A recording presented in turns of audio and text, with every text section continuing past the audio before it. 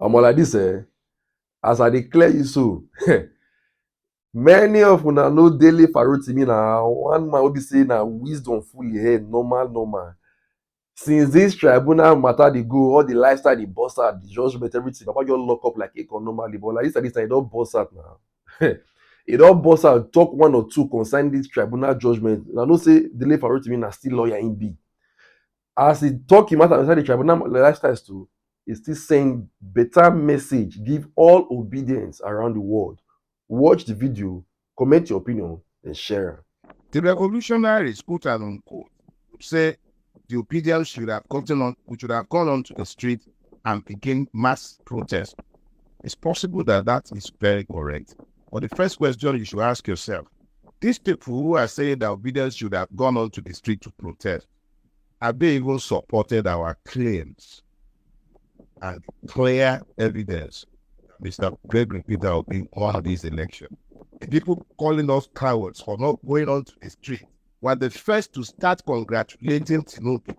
So they are not coming to the street because they are already there waiting to clap when the system begins to clamp down on us. So as far as we're concerned, the first thing to do is win the battle of the mind. In winning the battle of the mind, we need to let our people understand very clearly that, one, we have a system that is irredeemably evil. Because it is irredeemably evil, we have a duty to confront that system.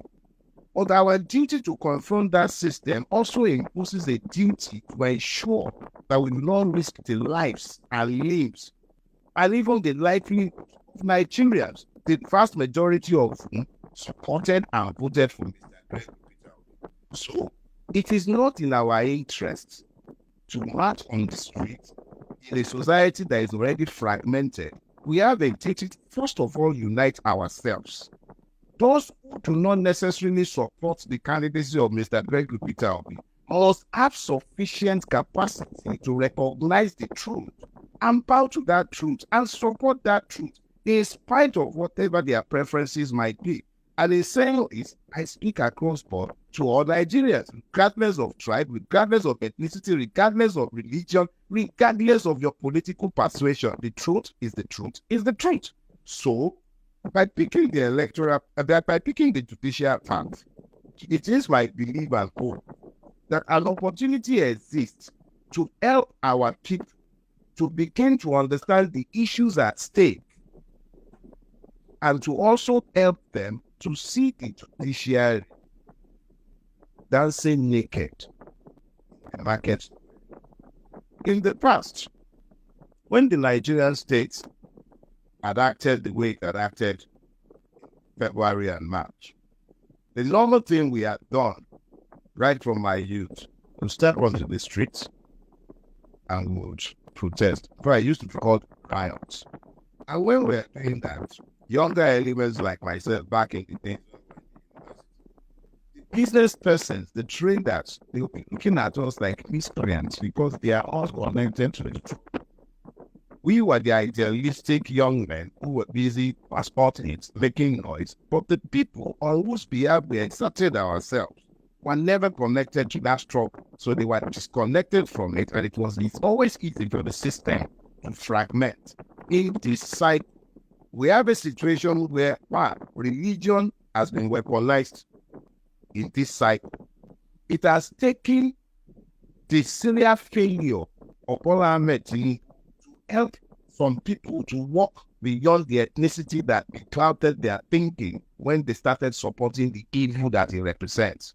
So, what is the judicial path? The NSAS panel gives us there were 9 appointees on the NSAS panel, all 9 nominated by the Lagos state government. All 9. None were nominated by me and you.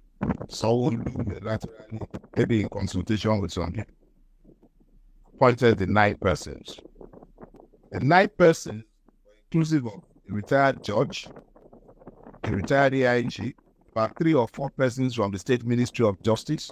I believe 2 of them have been elevated to the bench today. They were directors in the Ministry of Justice. all 9 unanimously, without equivocation, found that there was a massacre. We never believed that it would happen, but it happened. When and it was also out in the open. So the Nigerian people could follow. And because they could follow, in spite of the denial, continuing even now, denial of some of our fellow Nigerians, the panel set up by the government unanimously concluded that there was a massacre. Now, that didn't happen by accident. It happened because we placed sufficient evidence in the public space to convince the court and the public. Remember, there is a critical part of this. The panel's proceedings were shown live. It is interesting, the Nigerian electoral petition panels have never allowed live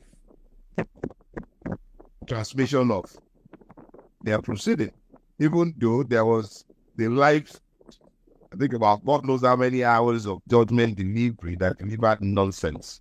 So at the end of the day, the people followed that process. Because they followed that process, it was also easier for the results of the panel, the findings of the panel, to be acceptable to all except the government. So it is in the light of this that Peter Obi and those who support it, and all those who are going to court, went to court, not because we necessarily that the Nigerian judiciary, the same judiciary that produced Lawan, the same judiciary that produced that,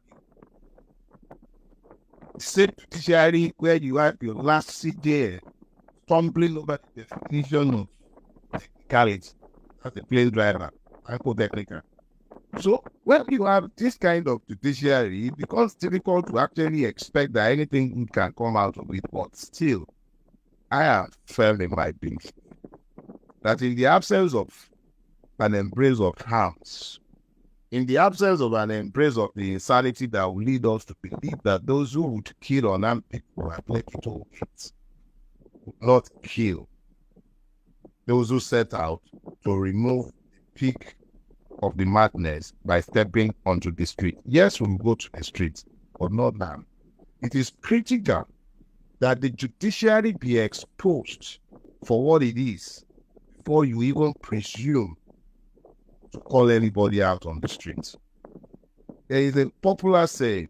It says the judiciary is the last of the coin. I have said before, I believe there was an interview where I said openly that when you take a week off, the Nigerian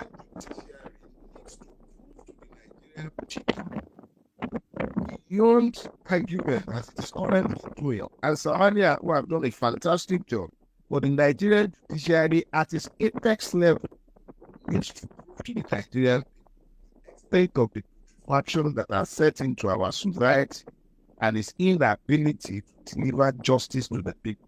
It is only when the people come to this realization that it becomes exponentially easy to persuade others when they say go to court.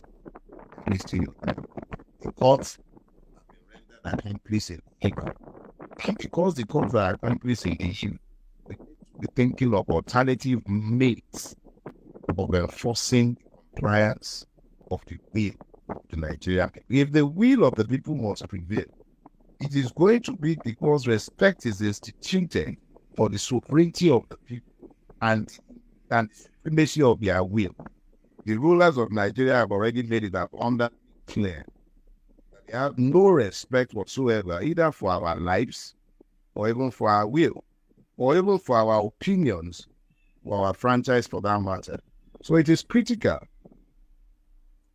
that we follow the judicial path, not in the assumption that the judiciary will deliver anything called justice, but because it is critical that we must exhaust all legal means of seeking redress, and in the process expose the system for what it actually is.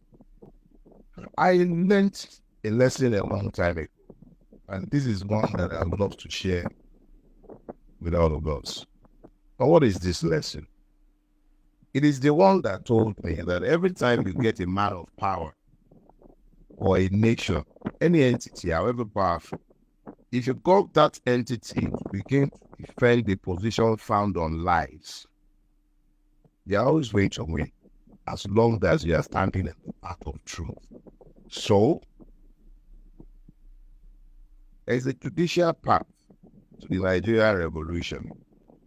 That judicial path is the one where those who have been robbed by INEC and now by the Presidential Election Petition Tribunal, it is critical that they continue to refuse to normalize the insanities that took place in this country between the 25th of February and the 18th of March. Not that it has ceased, but the one where there is a flagrant desecration of the Constitution, however fraudulent it might be. And that flagrant desecration will now find accomplices within a system that should provide succor to those that are aggrieved.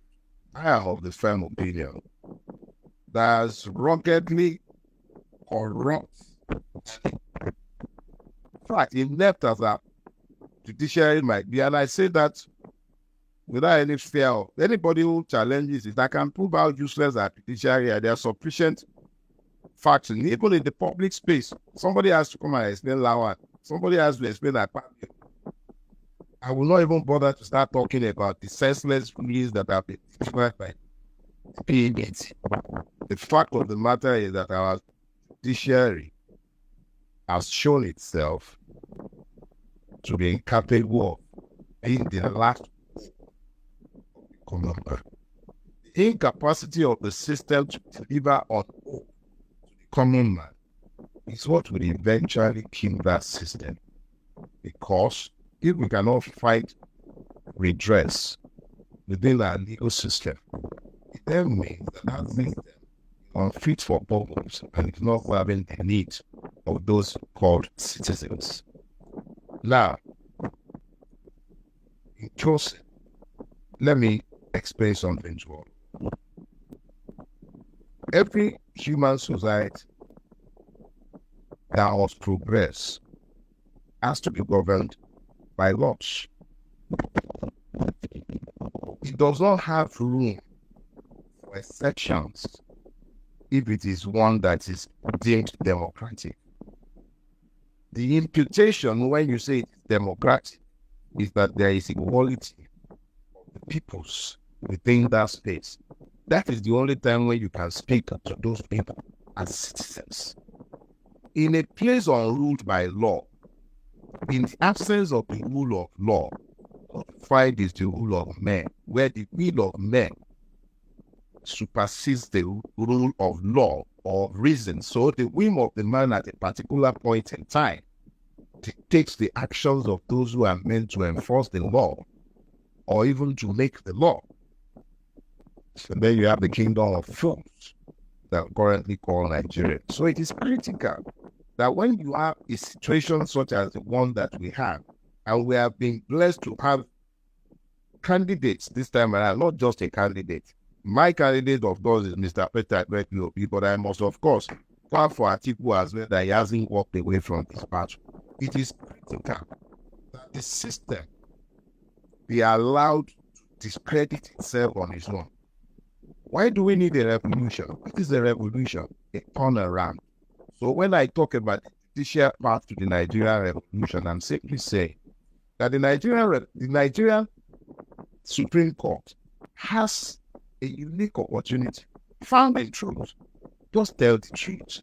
We are not stupid. The whole world knows what took place in this place on the 28th. Somebody saying that somebody having committed a crime 10 years ago, suddenly the person is suddenly free of guilt because 10 years has lapsed. And if somebody can travel to a country, that means the person has no problem in that country. A lot of very weird, strange, convoluted reasoning or logic. What's a good voice?